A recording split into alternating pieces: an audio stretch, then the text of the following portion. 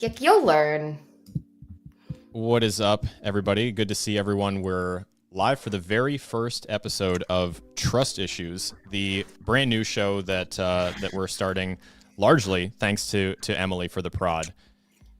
This the whole point of what we're doing here is to kind of take a little bit of a deeper dive into some of the policies that we've talked lightly about during the morning show and after dark, read a little bit further into some of the legislation, into some of the regulations and policies that have been proposed, talked about, should be proposed, actually passed, are out in practice, what they mean for all of us, who they're actually for, and just kind of get a little bit more into the weeds with all this stuff. Am super excited to have all three of you guys here with me today. So very briefly, Emily, you've been on the show once or twice before. Twice? At least twice. Okay. I've derailed you twice. That's true. It's okay. Yeah. I have to give you credit and props for the push to do this. I've sort of been dancing around the idea of starting a show that focuses more on policy for a long time, and you called me with just a number of horrifying revelations about the intricacies of the Genius Act, and it was really the push that I needed to do this for real. So thank you. Lindsay, of course, wonderful to have you. A frequent flyer on all of the Rise Ups, After Dark, morning show, in person, via studio. Super excited to have you here. Thank you for making the time. And then, of course, Katie, I am super excited because we finally got Katie Bettner. All you had to do was say, I'm going to have a wonky day. You can come be a wonk. And then I am there. Stop it, you liar. I'll text you like 37 times and then we'll have a phone call for 90 minutes out of the blue, completely unscheduled. And then I'll text you another 17 times and you're like, I'm busy. You know what? We'll talk a little bit about why this is happening, but because some of it is very relevant to this conversation. Perfect. Very relevant. So actually on that note, I would like to turn it over to each of you, starting with Emily, going to Lindsay, and then Katie, to just give us a brief introduction to who you are, what you do, in case someone watching is unfamiliar or hasn't seen you before. So Emily, why don't you get us started? Who are you? Why are you here? And what do you do? Okay. I guess my name's Emily Herrick, or Emily Loves Crypto on Twitter, TikTok, and I don't know, wherever else it's made it to. And I founded a company a couple of years ago called Foolproof Labs, and we effectively make blockchain security. We've got a patent, a couple more in the pipeline waiting to get reviewed. And so essentially we make like on-chain security, moderation, wallet security, things like that. I started in crypto around 2019. Before that, I was in pretty regulated industries for software product management. I started in insurance software, and then I made my way into life sciences software, and then I did HR, AI stuff before it was cool, and I went back to life sciences. I have a degree in economics. Yeah, that's awesome. Short. Beautiful. Yeah, we're gonna lean on the economics stuff that kind of started a lot of this conversation. So I'm excited to let you. Yeah, and I will lean on the textbooks I wasn't able to sell. Perfect. We'll see what we can do about that. I need to read that. You got any copies laying around? Of my textbooks? She'll sell them to you. Manuscripts. There you go. Hand it over. Yeah. No, not textbooks I've written. Textbooks I couldn't sell back to the bookstore because, they make a new version with like new problems every year. Yeah. Gotcha. I feel like I'm basically writing a textbook, but yeah. For anyone who hasn't seen you before I'd read it. Hasn't seen Seeking Alpha. Yes, hey everyone. So I'm a Web3 marketer, but my background is in public policy. So I like to dabble in both worlds. I'm currently the host of the Seeking Alpha podcast, where we explore the world of crypto through the lens of life, love, career, and datings, which is really fun, honestly. Try to teach topics and issues and explore things like why tokenization relates to RuPaul's Drag Race. It's very fun, very educational. That sounds very fun. Yeah, it's very fun, very educational. Alex has been so wonderful in giving me a platform over and over to talk about it. And Rise Up has been an instrumental partner in all of my podcasting journey. I'm super happy to be here. And I am an OG policy wonk. So DC kid, grew up in it, love diving into the minutia of policy. And much like Emily, have a little bit of a background in economics, but I love that she is basically a full-blown economist in my mind. So can't wait to learn. Is that all it takes? Do I just have to like graduate the degree in it and I'm an economist? Is that? I feel like you are. That's always been unclear to me. You are But now. every If Lindsay says you are, you are. Every time actually, the true economist is whoever I bestow. So, oh, okay, I love that. The Twitter pundits are always like ragging on each other for being like, "Oh, now you're a policy expert after being a crypto expert after being an NFT." Actually, she is, ladies and gentlemen. Correct. This one is. But it's like I don't know. Like I got a 4-year degree in it. What does that mean? Well, I didn't get a 4-year degree in anything, but I have a lot of opinions. I'm Katie. My husband and I have a couple of things that we do on the regular, but he's a lifetime video game creator, made a game called Age of Empires and Words with Friends, and has a game called Wildcard that is currently kind of playing with very, very early access. And we were able to fund that game pretty much from a deal that we did with a crypto VC.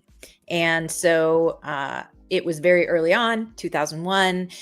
Before that, my husband was like vehemently anti-blockchain, and it was from an engineering perspective. It was because he was an engineer in games, and the kind of way that people were talking about it at that point was that you were going to own your assets. And he was like, I mean, technically in this case, you would own something that points at something that you still don't own.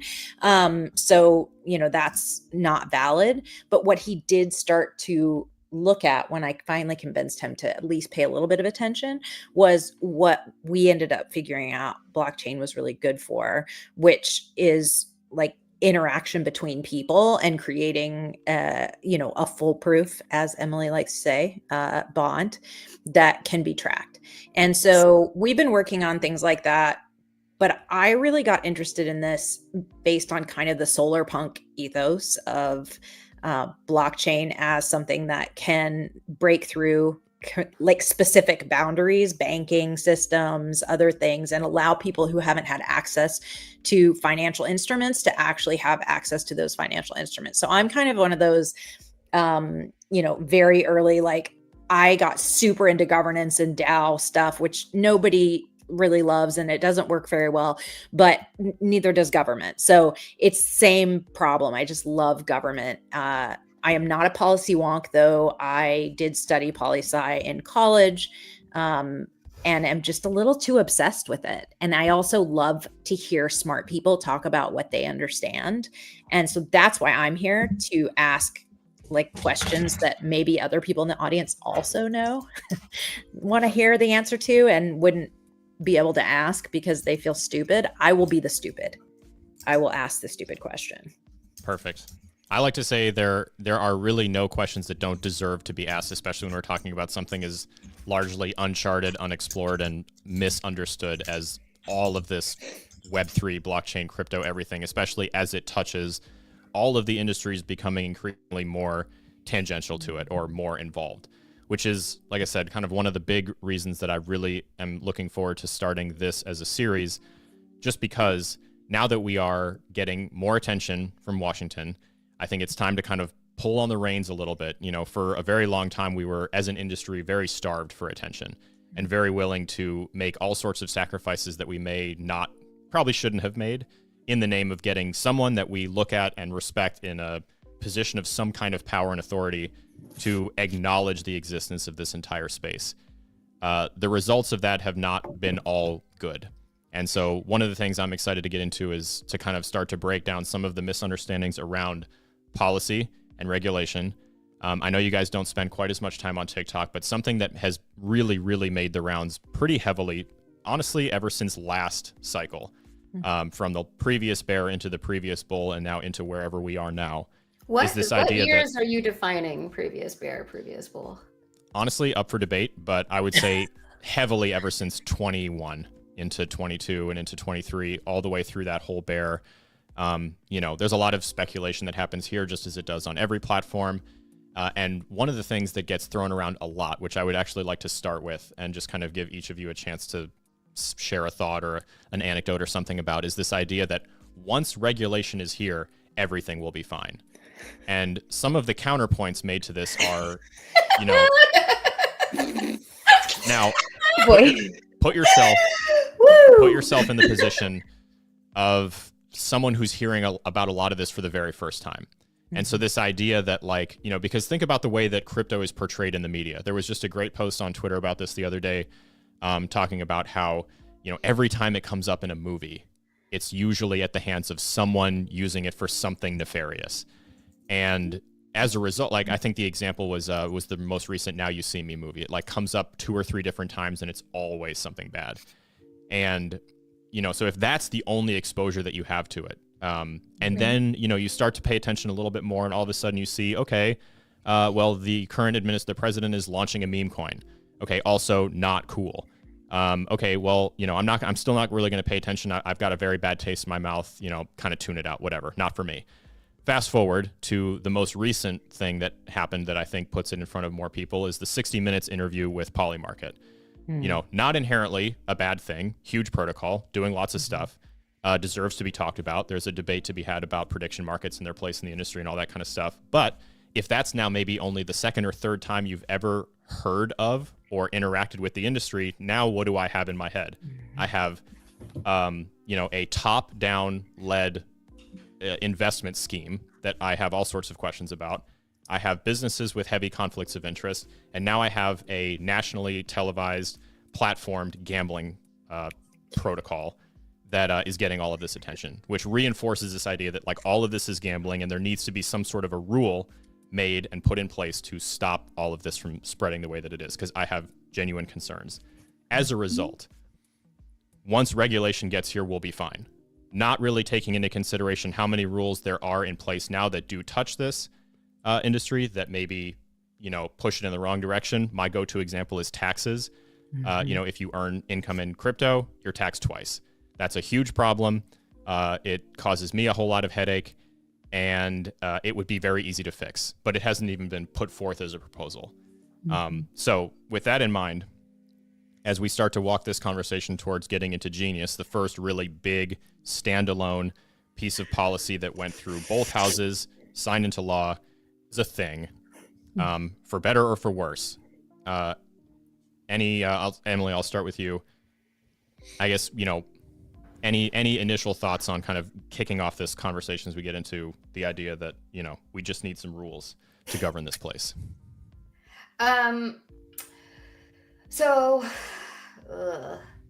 Where to begin? I guess the concept of we just need some rules to govern this place would be a lot more impactful if there was a real guarantee that everybody was following the rules. And that is just not the case now. It hasn't ever really been the case. The rules as, a retail person are very different for the rules of an institution. The opportunity to mess up and be saved at the expense of tax dollars that ultimately come from an individual because they're not able to leverage the tax benefits that major corporations are, I would say is a huge middle finger in a lot of different ways, especially when things like those bailouts turn into bonuses for C-level executives at the expense of, maybe the roof over your head. But that's probably an entirely different episode. So I think the desire for regulation has been pretty universally spoken about for a long time, especially in regards to crypto. But at the same time, I think that that's actually created some distinct disadvantages. And I think that there was a lot of people kind of putting a lot of the blame on Jerome Powell and the Fed because that's an easy scapegoat to say this is where the problems lie, you fix it. Except that I think after the analysis of the Genius Act that I did, it makes even more sense of why they were cautionary and slow about it. And we did have a lot of progress in crypto under the last president. And I think it's really tough for people to acknowledge that we got crypto ETFs, which is very accessible for any American, right? You can go in, you can create an account online on any of the like stock exchanges, right? It's very easy. It's as easy as setting up a bank account online, and then you can go and you can put money in there and you can buy a crypto ETF, and that was easy. And even still, I think there was a lot of discussion around holding why that held crypto back, and there should be regulation about how to navigate this stuff. On the other hand, I'm sure Katie can talk a lot more about this. There was what I would call a border arbitrage for policy. So you could set up the type of company you needed in a country that had the right rules to support your needs. And you could create a corporate structure that made it possible and legal for you to do what you wanted to do in crypto. You just had to have the savvy and the know-how and the money, the capital to do it. A couple $100,000 to minimum. Yeah. I think the couple $100,000 is, is if you were just trying to slapdash it together. Sure. As someone who has been in the middle of that and had to navigate it, if you're trying to do it quote unquote right, like I'm the daughter of an attorney, like I'm terrified. Yeah, you have kids. You're not trying to go to prison. Yeah, I'm not trying to get, and because there was zero clarity, there was nothing that you could do. There was no one that had answers. Then you just have to decide where your risk tolerance is. Yeah. And I think that as like kind of serial entrepreneurs, my husband and I have a fairly high risk tolerance. However, we want to be on the right side of history. That's just a personal thing. And so we did everything. We worked with Deloitte. We worked with, every time everybody's like, you could find a cheaper version. We work with Latham Watkins. You could find a cheaper. Yes, I know that. But you know what I also know? They will tell me if we're skating on some edge that is, like questionable, or like they're going to be more conservative about it. And, as someone who has a very personal risk tolerance that's high, I do not have a high risk tolerance for illegal behavior. And so I'm always going to look to somebody else that I feel like knows more about it. The amount of money that it costs to try and get any clarity at all on what we would need to do legally and regulatorily to be on the right side of history put us in a position where when everything changed, and that was the day we woke up and Trump was going to be the president, everything changed. Then I have, I would say hundreds and hundreds of millions of dollars that did work that don't do anything for us now. And so there's no way for me to move that back. There's no way for me to, I can utilize some of it, but really it just gets in the way because these were structures that people were putting in place so that they could do things that we weren't trying to do in the first place. Right. Yeah. But because we couldn't access any actual information because no one would talk to us. I had hosted an Elizabeth Warren event in Salt Lake City when she was running for president. I have her fundraiser's phone number. First time in my relationship with her that I could not get a call back when I called to ask about crypto regulation and some of the stuff that was going on there. They just made it absolutely impossible. And so, no, I don't believe that some kind of new regulatory policy was going to make everything better and everything was going to get fixed. But I was really looking forward to having anybody that was even willing to talk about it. Yeah, I think that's a good point to dwell on just for a quick second, because this is one of the first things you and I talked about, Katie. I don't know, it's been a while now, but the idea that, whether or not, putting aside how much misguided gallantry might be, taken up by some of these politicians who think they're working in the public interest to ignore the entire thing, or to worse, demonize the entire thing. It's like I'm a broken record saying the death of nuance is an epidemic that all of us are suffering from right now. And, because of that, we unfortunately live in a world where policy and regulation are even harder to talk about just because of how divided the whole thing is. Very staunchly on one side of the political aisle, you have what appears to be at surface level kind of a widespread embrace of the entire thing. Lots of talk of innovation exemptions and, making sure that we bring crypto and Web3 businesses to the States and, give people a framework to work and operate from here. Meanwhile, on the other side of the aisle, it's just sort of this like this crusade against the entire thing because of the bad stuff, which, to be very clear, absolutely exists and is a problem. Well, you and I talked about it. I had a conversation with someone who is wildly high profile in crypto and runs, one of the name agencies that happens to also be a portco of the company that funded Wildcard. And it was before everybody set up those packs.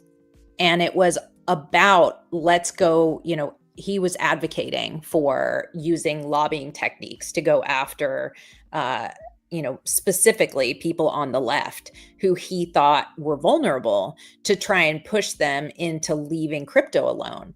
And I'll be really honest, I didn't actually know who he was when I had this conversation with him. It was only afterwards that I knew. I love that. But they're all bald, man. They all look the same. Yeah. That's actually super true. Yeah. So it's not only Manels, it's bald man panels. Yeah, it's Manels. What was that? Landel.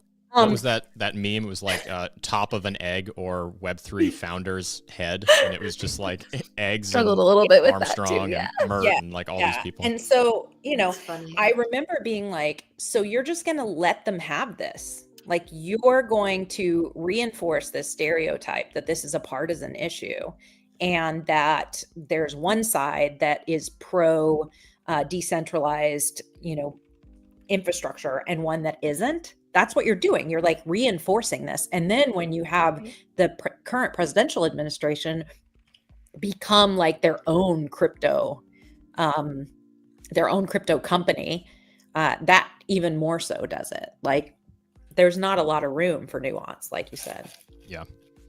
Lindsay, I know you've done some work in and around DC, and you're based around there. I know obviously you spend a tremendous amount of time traveling, but at least at some point, I know you're home for at least a few minutes here and there.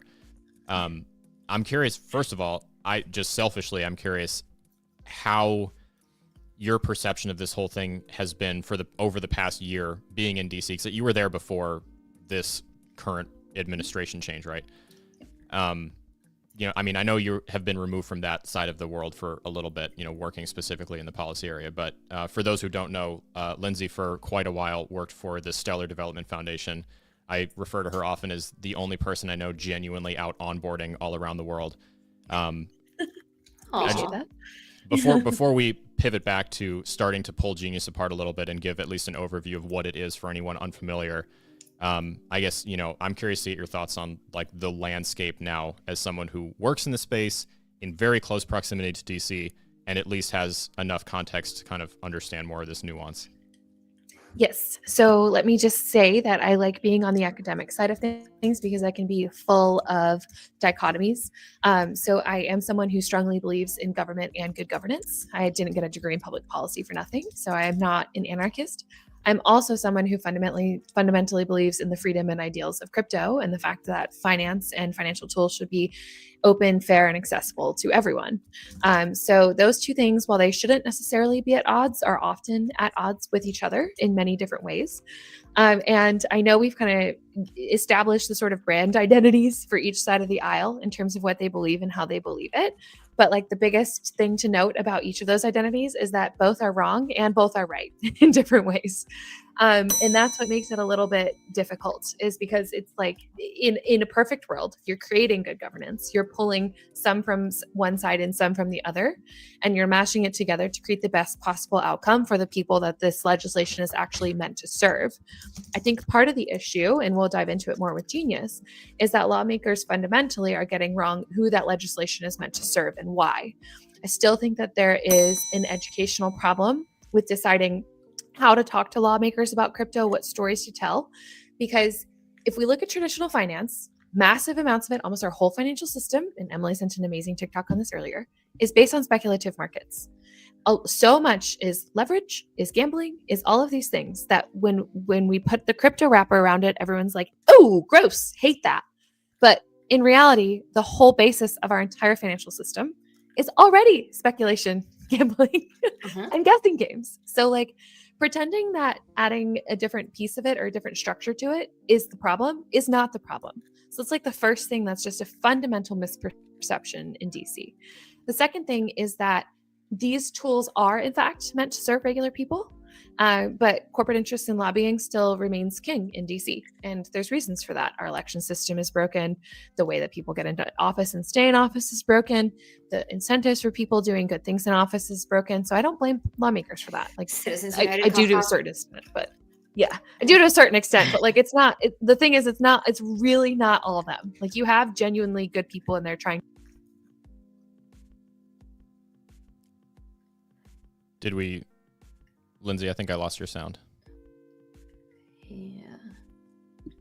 She's so smart, Alex. I know.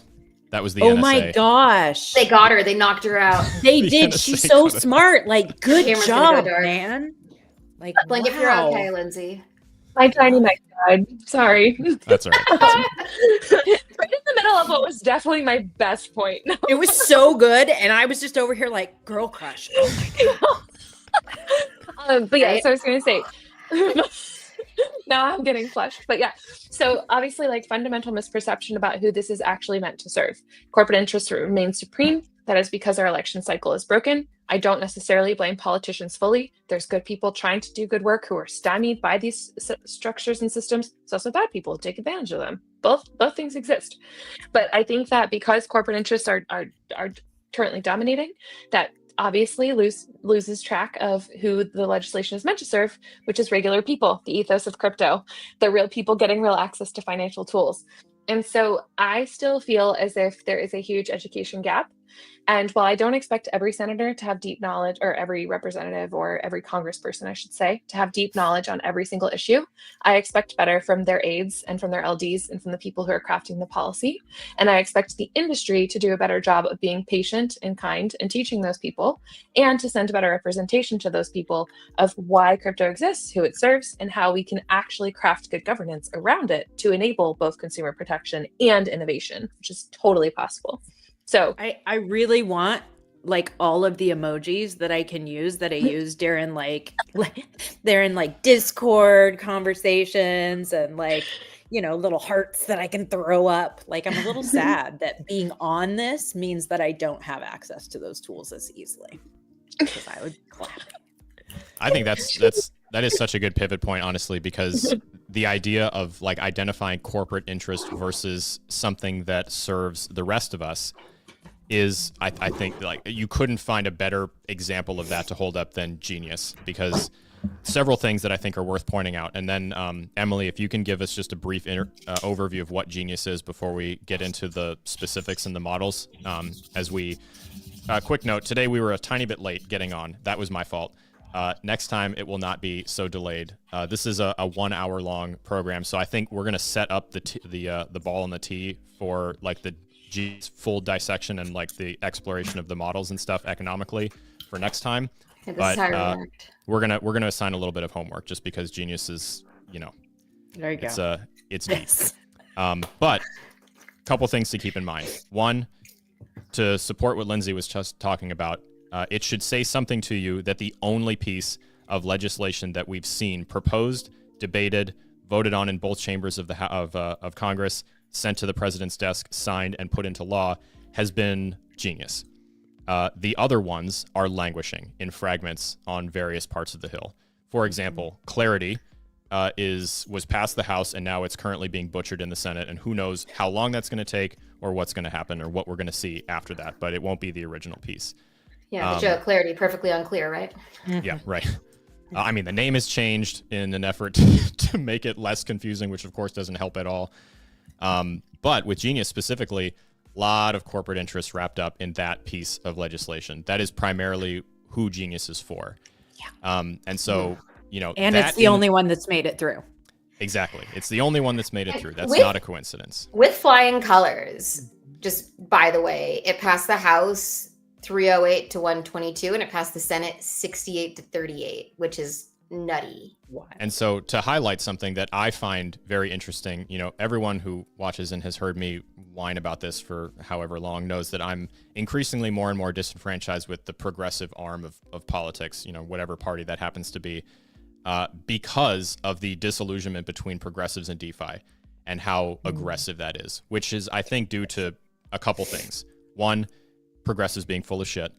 Two, a fundamental misunderstanding of exactly what it is that we're doing here, or at the very least, if I'm being optimistic and giving a lot of credit where it's probably not deserved, the idea that it's maybe just not as important as it actually is. This idea that like, no, I've got bigger fish to fry. I don't care about crypto staking. Who gives a shit? Which, like you said, is one of let the banks take all of the upside, not the actual people who have the actual money that they're using. Anyway, sorry, this is Emily. Reverse shout out the state of Maryland. Please so pass staking laws. So Emily, what the hell is Genius? Why are we saying it's a corporate benefits package more than anything else? Okay, so I guess we'll start with a summary of what the Genius Act covers. The Genius Act it's a really long bill. It's like 500 something pages. It's incredibly dense. Legalese is not my first language. It's really hard to read. And, per usual, there's a lot of hidden benefits in there that people kind of sneak in order to make it more agreeable. I guess the general desire and why it passed so well was effectively protectionist for the US dollar. And I think that Congress believes that because the Genius Act creates framework for issuing stablecoins for financial institutions, those requirements that it lays out are to use federally backed, oh my God, what's the word? We're using primarily like American backing, American assets to back things, right. Which has never been like but it's one-stop shop. It's not just American assets. Right. So it's, well, I mean, it is American, but it's not like, squares and rectangles. So it's cash, Fed account balances, which is reserved for banks. Let's see, demand deposits, short-term treasuries, which is the most leveraged as we've seen so far. That includes T-bills, notes, bonds, and they have to be short dated. It's like under 91 or 93 days of maturity. I'd have to check.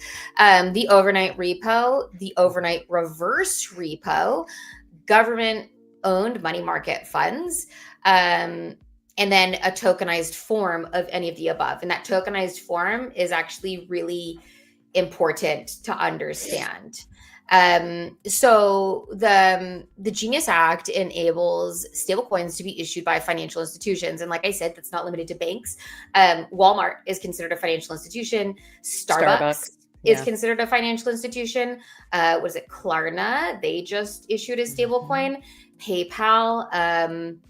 There's a bunch out there. On this note, right? Yeah. Genius purports on the surface, like if I was to bumper sticker it, to be a regulatory framework by which American companies can launch and maintain a stablecoin. That's not it. Financial institutions. Okay. Which means you effectively need to act as a bank, and it includes neobanks, but it doesn't mean you have all of the regulatory stuff aligned to be an actual bank, which is how Starbucks, Walmart, et cetera, are included. And they're mostly included because of the large balances that they carry in unused gift cards. But I think they're also qualifying because of things like retirement accounts that they hold for their employees or scholarship funds or programs of that nature. It's basically large amounts of funds set aside in order to serve a purpose that isn't directly spent to grow the company. Which is why people like Microsoft could do the same thing very simply, because they run basically their own medical insurance. So it's a similar thing. Yeah. Yeah, I was going to say, how do we draw the distinction between, on paper, what's labeled as and maybe understood, colloquially as a financial institution versus, like you said, us saying something like Starbucks or Walmart or something like that being able to play in the same pond? Let me see if I can find an answer really fast to that. But moving on. Okay, so it allows financial institutions to issue stable coins as long as they're backed by federal assets. And it can't be cryptocurrency. It can't be properties. It can't be unsecured debts. It has to be, what I mentioned, but most popularly that's going to be used is T-bills. And we'll get there. Your mic, it might be dead again.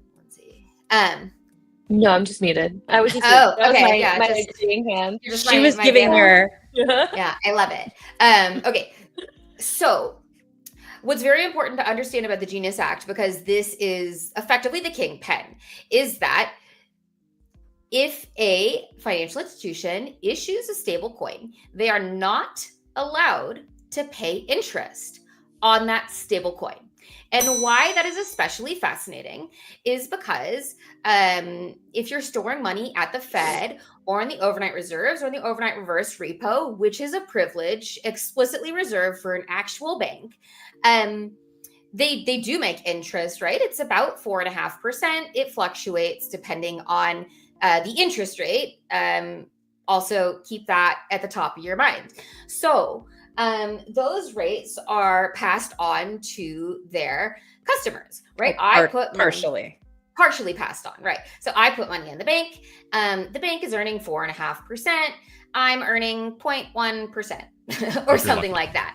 Mm-hmm. If I'm lucky. But you might have, a high interest CD where they're rolling over some of that fund from there, and they've diversified it a bit, and they've put it into, AAA rated bonds, high yield money market account. Yeah, they're loaning to an insurance company, right? Things like that. Maybe you're getting 6%. I don't know. So let's just say that you're a bank, and on one side you can put your deposits over here at the Fed, where you're expected to return some amount of that interest to your customers, versus let's say you're a financial institution and you could put your money into T-bills that earn close to the same rate, but you're legally prohibited from sharing those returns. What do you think your investors are going to say when they say, oh, you could make 4.5% for free versus giving it away? Let's just pocket that 4.5%. Great. So this is where the Genius Act starts to get a little diabolical. And I think we basically covered, what it, let's see. Yeah. Just to read us out here. Lindsay, you said you had a hard stop at 4. Do you need to bounce right at the top of the hour? Yes. Okay. Okay. I can keep going. I don't have a stop. Okay. I want us to land the plane before we read out for sure. But Lindsay, just to give you a chance to share any final thoughts before you have to leave. First of all, it's a big, like you said, Emily, it's a behemoth of a bill. There's a lot of evidence to suggest that the people who voted on it probably didn't read it very thoroughly. That's not unique to Genius, just to be very clear. However, the fact that so many people voted against their entire platform to pass something like this should concern people, because that really speaks, I think, to the ulterior motive. So Lindsay, the floor is yours for your last couple minutes here. Any final thoughts, anything that you want to share before you, as Evan says, ride your dog and pony off into the sunset? He would say that. Okay, so I know Emily was kind of in the midst of just diving into some of the parts of the policy that wind up actually being not beneficial.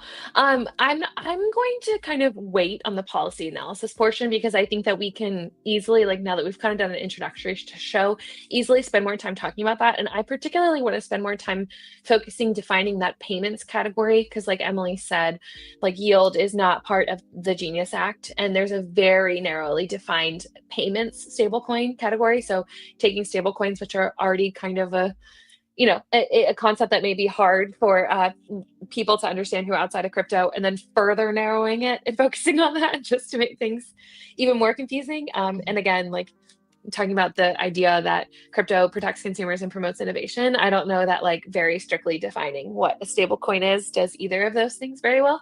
So I do want to dive into that like more strategically and specifically. But what I mostly want to end on and just talk about is that I was someone who was extremely excited to have stablecoin legislation. I remain very bullish on stablecoins. I think that they are easy to understand. They are a version of digital money that feels very familiar. They have clear use cases. They have clear implementations.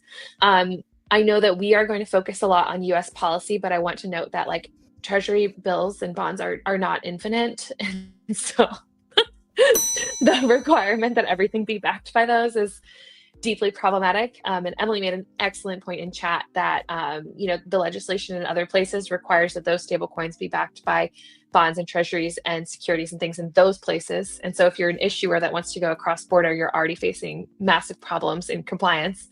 So like, that's the opposite of what we want and like, not great for regulation.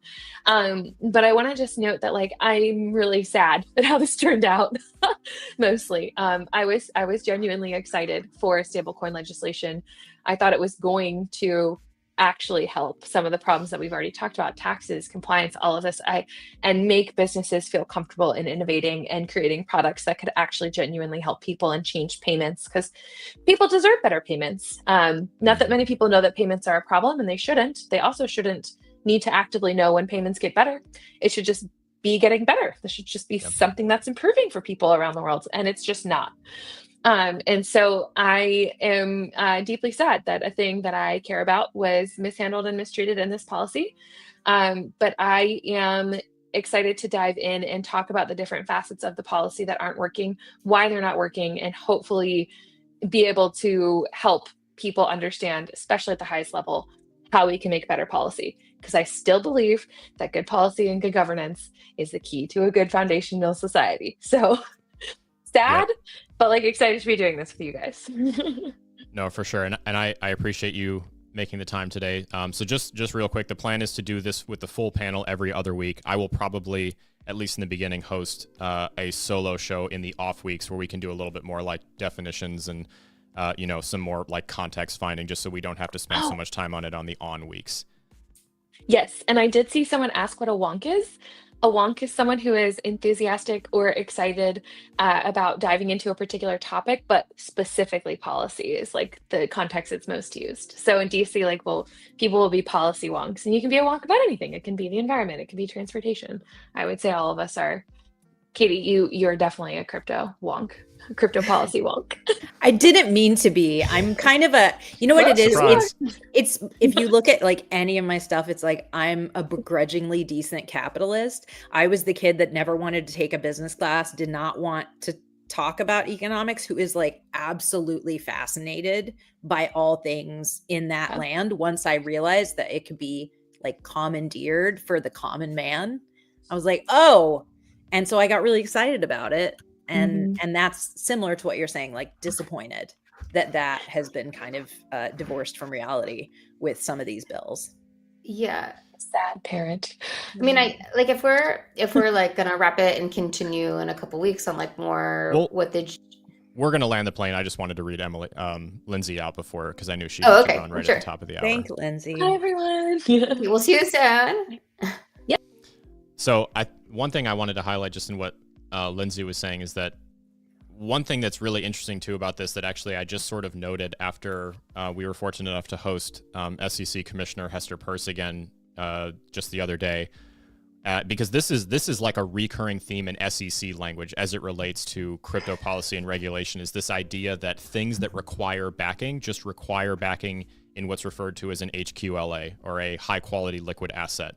and the specific requirements set out in Genius actually sort of fly a little bit counter to that by niching down even harder, where that's really never been the case. Yeah, a little. Where that's never been the case before. And so that's another thing that, Emily, you highlighted to me immediately on our first chat about Genius specifically as being really weird and potentially pretty problematic. And I wanted to highlight this comment from Jessica on LinkedIn, just about if we could go into a little bit more about like why is that specifically bad? Because maybe at the surface level, if you haven't spent a lot of time reading about these, or you don't know exactly what all goes into determining an HQLA versus an American specific asset here, like why is it bad that we're potentially promoting the sale of government bonds and different assets and stuff like that? So I think we can reach this conclusion together. I'm going to make an assumption here where everybody in the audience has been impacted by inflation lately in the past. Yeah. So inflation basically equates to your dollars losing power. So if your dollars are losing power, do you want to hold cash as a, high quality HQLA? As an HQLA, in order to back your stable coin, or do you want to hold a interest generating asset? And just for context, Emily, not to derail you, we have talked extensively on this show, or not this show, but this platform, in and around us, about the idea that just holding dollars by itself without using them in any other sort of interest earning vehicle or mechanism is inherently not as safe as people think they are, because of the, trying to run and keep up with, let alone outpacing inflation and currency debasement, which estimates put it around 20 to 25% conservatively on a yearly basis, that like your dollar is losing purchasing power. This year, of course, significantly worse. And up and down over time. It's not always the same static number, but it's significant. Right. Okay. So more on that note, if you go back through the list of what I said was allowed ways to store the one-to-one backing for your stablecoin issuance.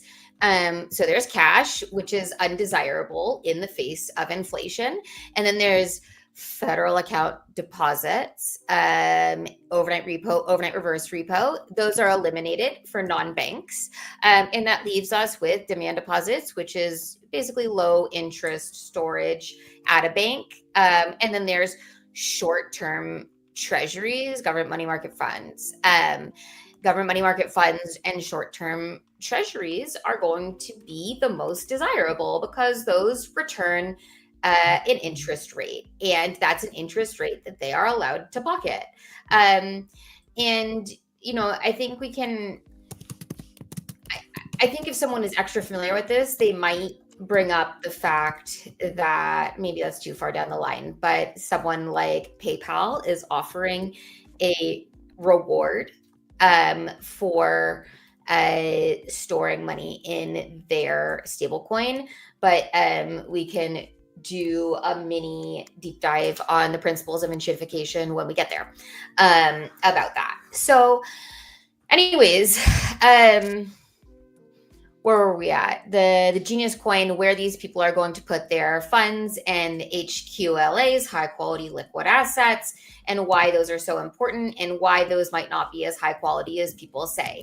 And it's not necessarily that the asset itself is high quality. It's that the market forces around the asset degrade its ability to preserve wealth. So the thing that I think people have not necessarily considered about things like T-bills is that T-bills are limited in their issuance. You can't just issue T-bills infinitely.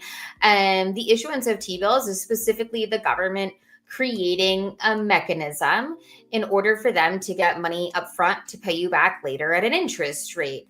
And that there's only so much money they're willing to borrow because there's only so much interest they're willing to pay back, or are projecting that they'll be able to pay back based on the different market factors. And the quantity of T-bills is another thing managed by the Fed, I believe. Someone's going to tell me I'm wrong, I'm sure. But that issuance is really key here because of the amount of money held within these financial institutions. So because the financial institutions are incentivized to create stable coins and create tokenized assets for their deposits and convert them into stable coins so they can pocket more of an interest on these deposits that they hold, they are going to be drawn to specifically T-bills. But when T-bills get overconsumed, the interest rate on a T-bill goes down. Meanwhile, on the other side, inflation is effectively rising, even though there is an exceptional amount of pressure on the Fed to cut interest rates. The reason that interest rates are very high in times of high inflation is because cheap money causes inflation, right? The easier it is to get money, the more liberally people are spending. And that might be to build an office, it might be to start a business, it might be to buy inventory or raw materials to make production. Whatever that is, it does encourage spending. Low interest rate encourage spending. High interest rates equal expensive money. Expensive money make people think twice about what they're doing. When less money is being spent, inflation is slowing down because the value of the dollar is not changing hands fast enough, or it's changing hands less fast because people are significantly more conservative about what's going on. So if inflation is actually rising as a result of a tremendous amount of policies that kind of hit us from all angles, but the Fed is being pressured to lower interest rates, that means money is getting cheaper while inflation is going up. And those, basically, it's even harder to keep up with the rate of inflation, which is an even stronger incentive for these financial institutions to issue a stable coin so they can pocket more of the returns. And as we reviewed, many of the financial institutions that qualify are not able to access the traditional sources of bank financial storage at the Fed, which basically puts them into T-bills. And like I said, T-bills are limited. But the thing is, as more T-bills are purchased, it means their effective interest rate goes down. But if the T-bill effective interest rate is below inflation, there has been scenarios in the past, especially around like the 2008 financial crisis, where banks decide that it's still safer to take a negative interest rate on money than anything else that they could possibly be putting their assets into at the time. But the thing is like the acceleration behind this and the sheer force behind it makes it less likely. But ultimately, if T-bills are backing these stable coins and inflation is way up here and the return on the T-bills is way down here, what you end up with is an illiquid stable coin, because there is nobody to buy the T-bills that you're selling. So the thing about a stable coin is that they do need a one-to-one backing, and they issue more of these. Or higher. Right. Or higher. Yeah. Okay. So the way that they stay in balance is that as deposits are removed or people are pulling their money away from the platform, they need to burn the stable coin that they issued. But that also means in parity, they need to sell their backing assets or their T-bills. But if those T-bills become illiquid because inflation is way up here and the interest rate is way down here, that means the stablecoin itself is illiquid and it's not able to maintain its peg any longer. So it's not so stable, is what you're saying. Exactly. It loses its ability to be stable. Or even if it appeared to be stable, I mean, the other problem that I'm picking up as you're talking about kind of this behind the scenes methodology for keeping peg or for, running it yourself as a company, financial institution, whatever, is again this concept of like fragmenting liquidity by siloing it inside of the treasuries and coffers of specific institutions rather than having it kind of be out in the market, the way that it has been custodied so far forever since it's existed. That's right. And the rate at which the majority buyers of T-bills has, especially from like other stable governments around the world, has been decreasing in the past year, or in the past few years. And the majority of these T-bills is owned by hedge funds, basically. In the American public, right? Like over a third of them are owned by non-American hedge funds, and they're basically using them to gamble. So there's an enormous destabilization effect happening on these T-bills.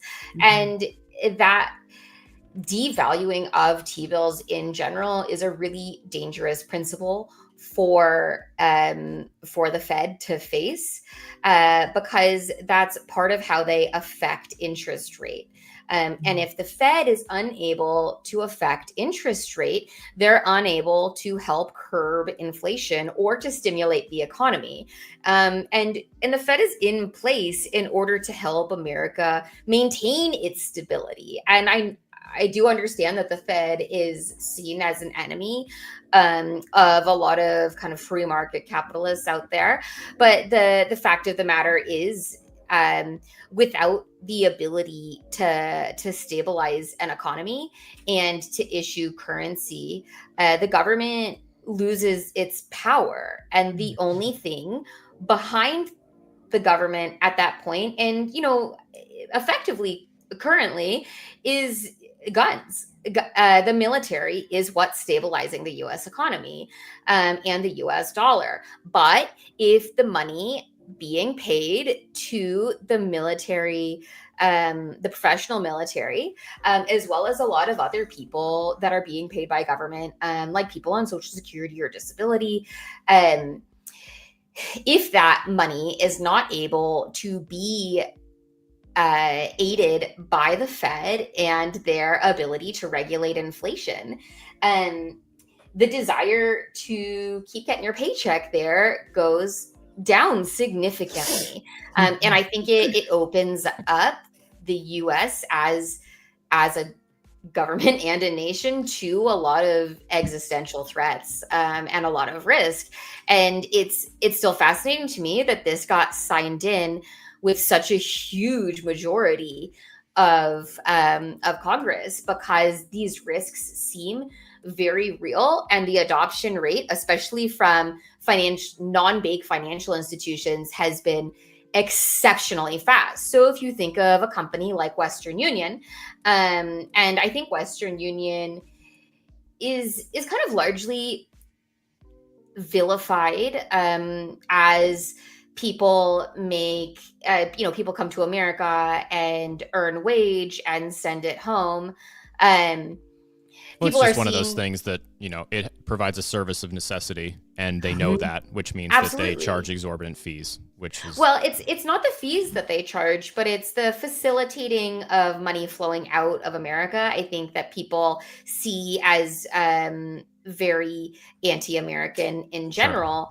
Sure. But what Western Union has to do in order to make this possible is they have bank accounts all over the world, right? They have bank accounts in every single country that they operate in. Mm-hmm. And as money comes in on one side, money gets drawn out on the other side of other countries, and Western Union's basically singular job is to verify the deposits and to make sure they transfer from one bank to the other.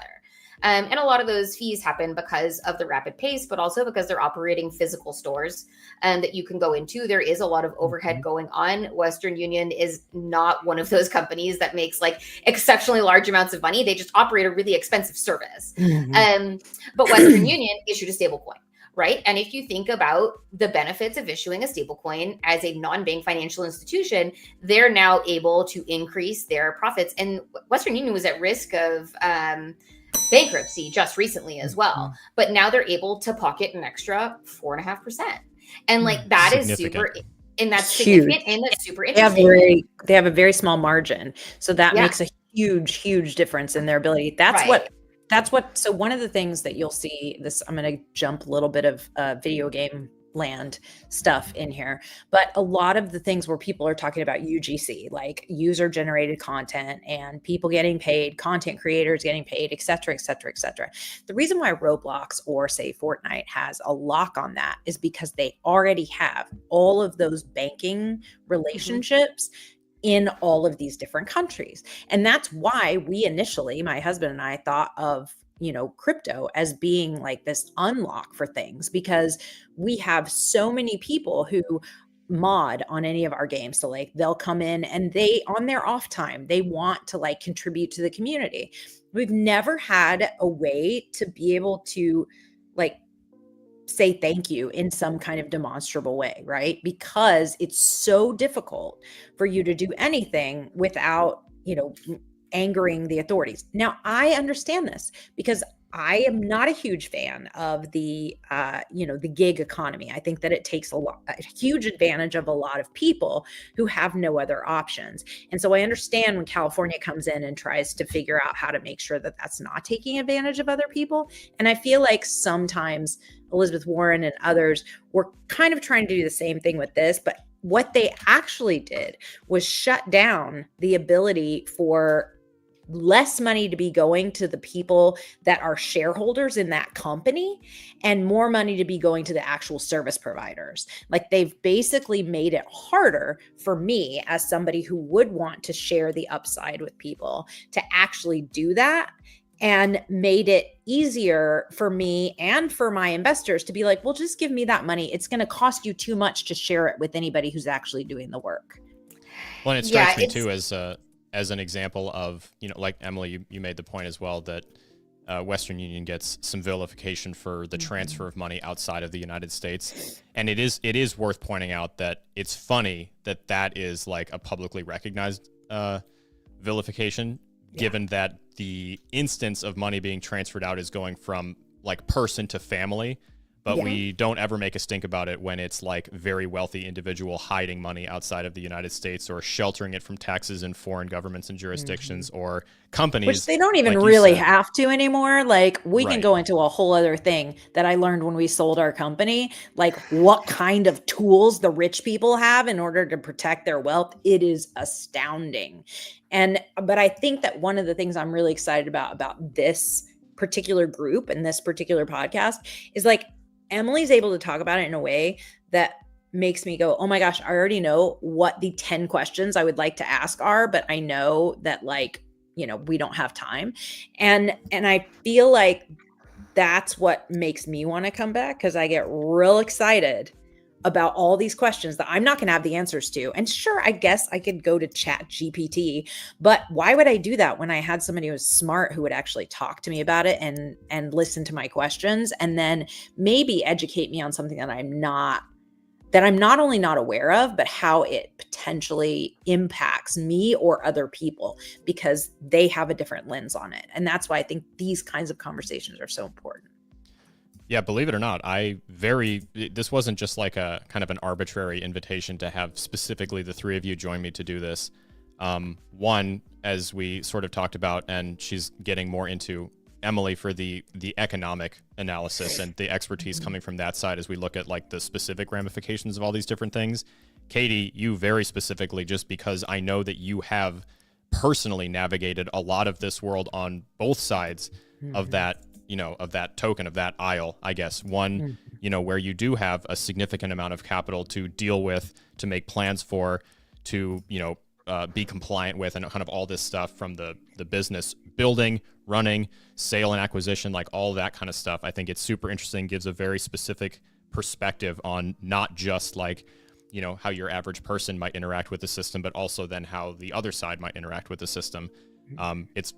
I think will inspire really, really, really important questions, which is what I'm very excited to have you here for. And then, of course, Lindsay, just because of her extensive experience in and around policy, specifically in DC, and then doing so much international work inside of this industry, because the underlying theme here is that even if it's going to be difficult, even if it's an uphill battle, the idea of DeFi is inevitable. That idea that brought us all here in the first place, like that is being attacked very specifically by pieces of legislation like Genius that do the exact opposite, like really purposefully.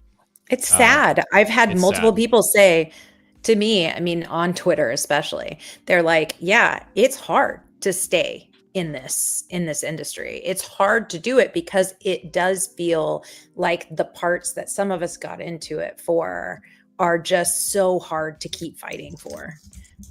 You know, and I always tell people when they ask me about it, I'm like, look, we weren't totally in on this. What I did was call the first person that ever talked to me about blockchain.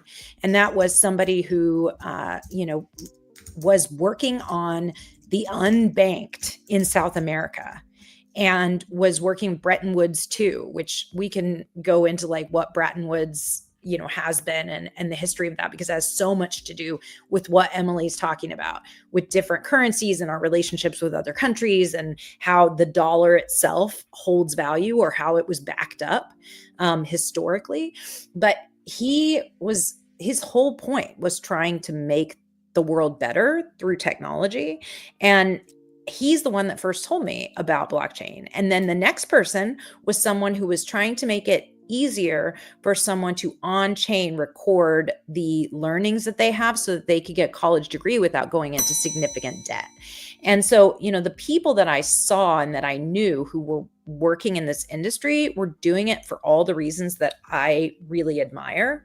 And so being able to come in and have this conversation now with the context of having been in it and been in a part of it that's pretty gnarly, if we're being honest, like the gaming sector is crazy.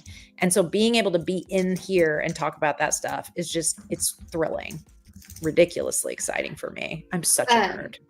So I want to just like put a not quite non sequitur, but a little side quest in here about, again, the vilification of what happens on basically the retailer and individual basis, which is the least efficient version of earning money and earning wealth versus what happens at a government level or a corporate level. And I think NAFTA is a really good example of this, where NAFTA, the North American Free Trade Alliance between Canada, America, and Mexico, was basically really advantageous for America, somewhat advantageous for Canada, and disastrous for Mexico.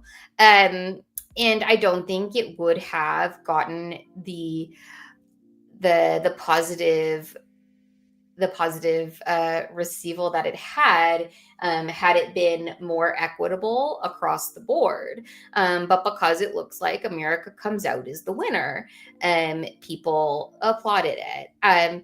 However, a lot of those elements have been rolled back under the current administration, except that the damage and the extraction that could be done largely to Mexico had already taken place. However, one of the things that we complain about holistically as a country currently is immigration and what it takes to come to America, which has historically been known as the land of opportunity, and locking down borders and making it more and more difficult to come and contribute to the economy. And the effect of that has really been magnified by policies like NAFTA, where we have done a lot to gut the agriculture of places like Mexico, basically displacing a tremendous amount of labor by taking over the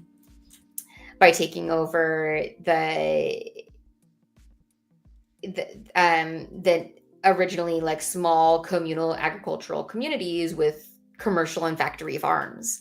All right, you might be on mute. We do that to our own internal farms. And oh yeah, we do it all over the board, but it's a lot, it feels friendlier to do it to a different country. Sure. Yeah, but I find it really fascinating where there's just a huge amount of hypocrisy involved, and kind of these protectionist policies that ultimately backfire and just create a tremendous amount of bureaucracy and desire to continuously and create more and more strict laws around based like the outcome of a problem that we created, and like now we're facing the consequences, right? And the Genius Act, I think, is an interesting case study in this, because yes, laws can be amended, acts can be amended, except Congress moved slow, and they were just shut down for, what was it, 9 weeks, like a really long time. And the amount of things that can happen in that time frame that end up really hard to roll back, unwind, put the brakes on is super difficult. Like how exactly would you unwind all of these companies at this point that have issued stable coins? And what would additional policy say? I mean, my one suggestion to the Genius Act would be allow stable coins to pay interest, and that's it. It's very simple, but the fear of stable coins taking over the role of seniorage or of currency creation without taxation, which is the traditional super method. Excited, because this is what we talked about before. I'm super excited for us to come back next time and talk about seniorage, because this was something that was totally new to me. And when Emily brought it up, I was like, oh shit. Like that makes so much sense. Yeah. So I'm really excited about that one. It's super fascinating. Yeah, so on that note, actually, Emily, just because I know Katie also has a hard stop here at the bottom of the hour. No, I'm like, let's just ramble. I knew this was going to happen because we could easily do this for 6 hours a day.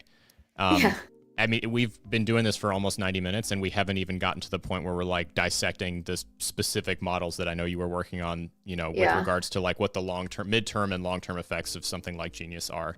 Yeah. So just, Katie, I want to give you a chance for final thoughts here. And then Emily, you and I will land the plane. Sure. I think a good like cherry to put on top of this is just, as you called it a non sequitur, I would counter to say yes on its face, but bringing up something like NAFTA and kind of how those things can kind of touch each other, all of this shit is connected, literally every single piece of it. And I think that's interesting, because the only time that a group like the government, whoever is in charge of doing the most string pulling at the time, is interested in exploring every single eensy weensy little nuance and little tangent and whatever, is with monetary policy. Yeah. And typically the end result is like, let me make as much as possible so that I don't even have to think about the fact that this is going to cause so many problems in 5 years, 10 years, 15 years, 20 years, whatever. So that's, I think, one of the things that I'm excited to highlight with this is that we often, as we look at things on the surface, just take them in little individual vacuums, and it's time to tie it all together because it's all related. So Katie, in the interest of your time, first of all, thank you for giving us so much of it today. I appreciate you being here, and I'm super excited to have you along for this. Any final thoughts, words of wisdom, amusing anecdotes, or otherwise? No, man, you've gotten all I have for now. I mean, I'm just excited to be able to have this conversation. I know that it's not for everybody, but I mean, I'm not for everybody. So thank you for letting me come on and talk about this stuff. I laugh because, I make video games. And so, I get to talk about that all the time, and that's great. It is. But like, my husband is way smarter in that than I am. And with this stuff, I don't feel like I have to be smart. I just feel like I have to be curious. So I'm excited to be curious with you guys and other smart people. So thanks for letting me be a part of. Absolutely.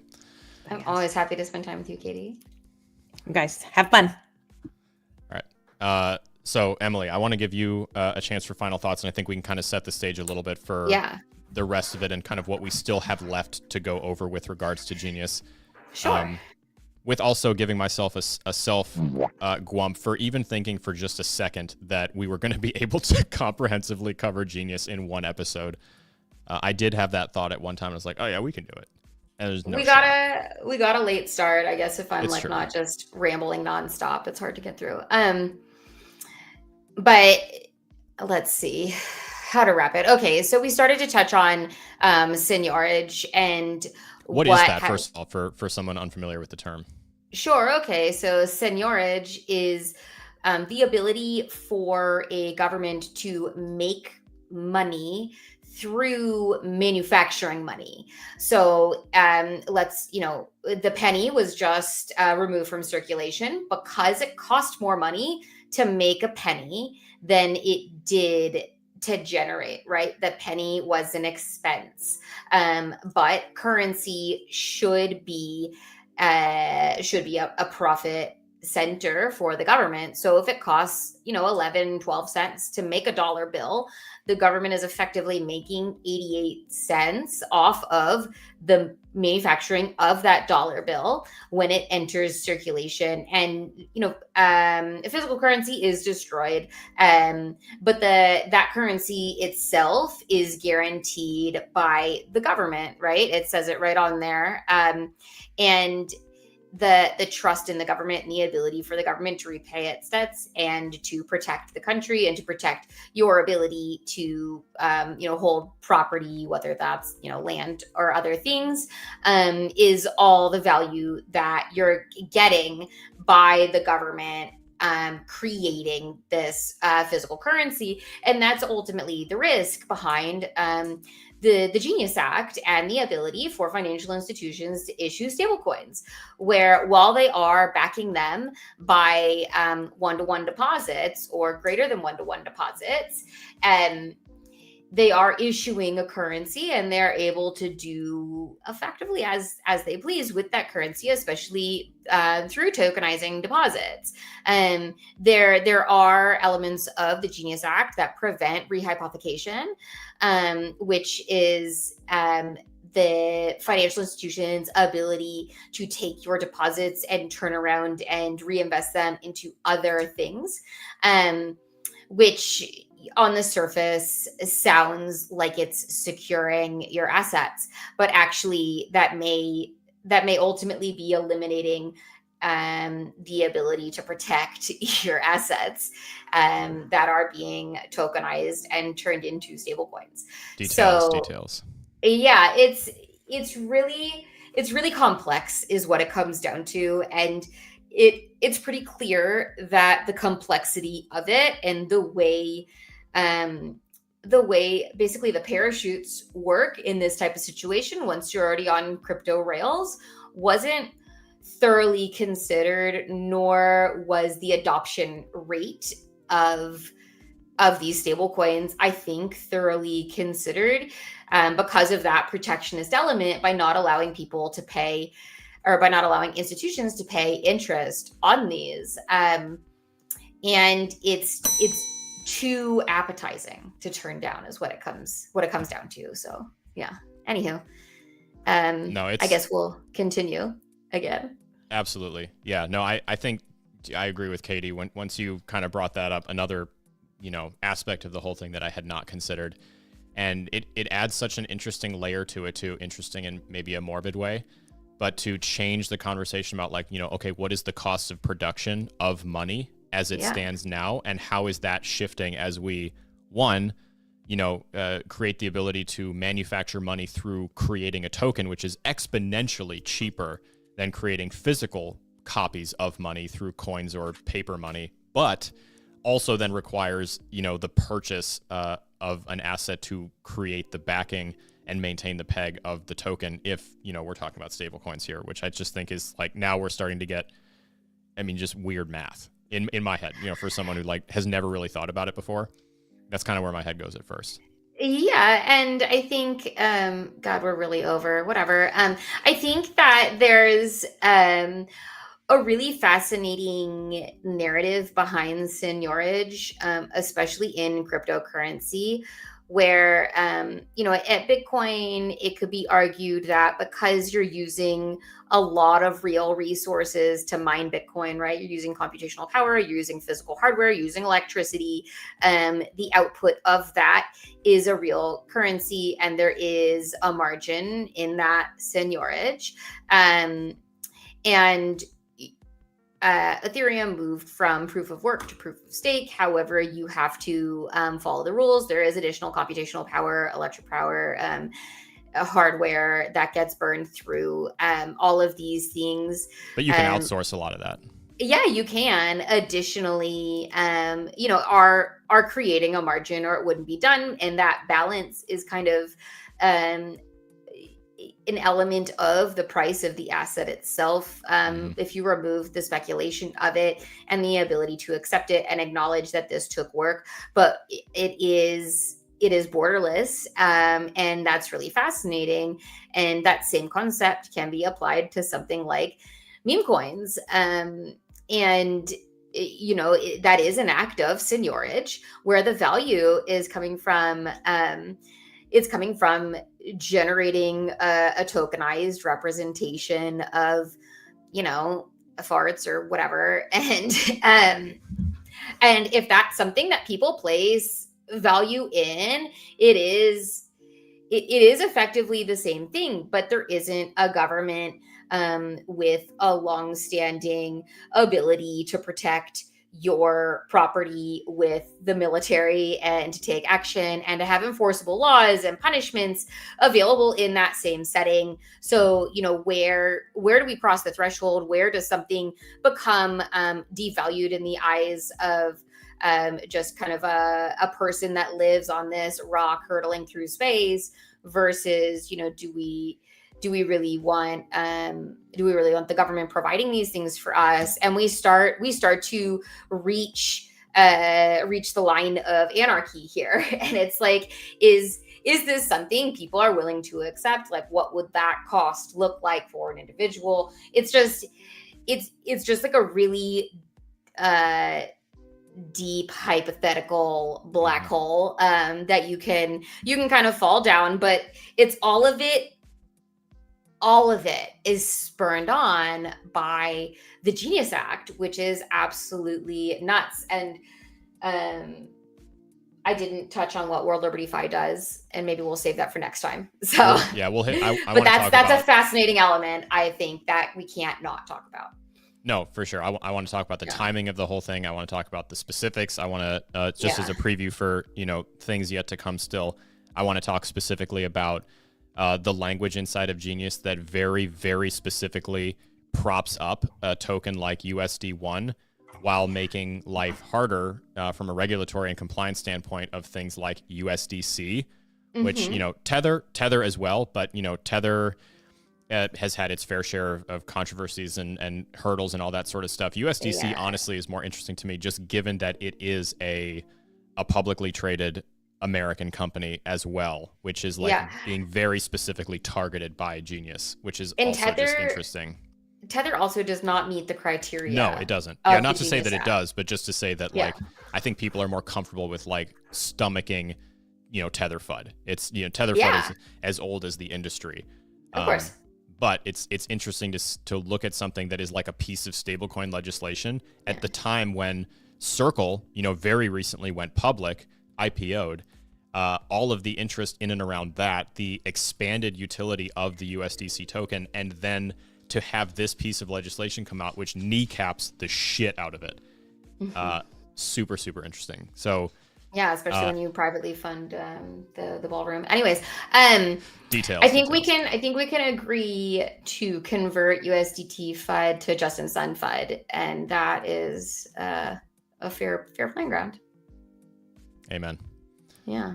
Emily, thank you again for spending some extra time with me here to land the plane. And of course, again, thank you for being the impetus to this whole thing finally getting off the ground. I'm very excited to keep going. For everyone who tuned in, this is not my usual time. This is a new time, and you can look forward to hearing more of Trust Issues every other week officially, Wednesdays at 3 p.m. for now. We're kind of feeling out the spot. I'm pretty happy with it. Wednesday is a big day. I will be back in literally 3.5 hours to do After Dark.